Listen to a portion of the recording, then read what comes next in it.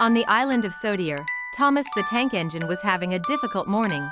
As he puffed along the tracks, his boiler rattled and his pistons hissed unevenly, making him feel weak and worried.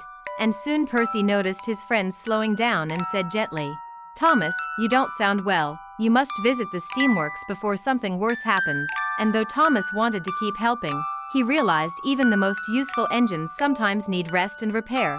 So Victor and Kevin welcomed him kindly, replaced worn parts, polished his paint, and reminded him that being brave also means accepting help. And when Thomas finally returned to the tracks, stronger and happier, he proudly told his friends, "I feel better than ever. And I learned that true strength comes from letting others care for you."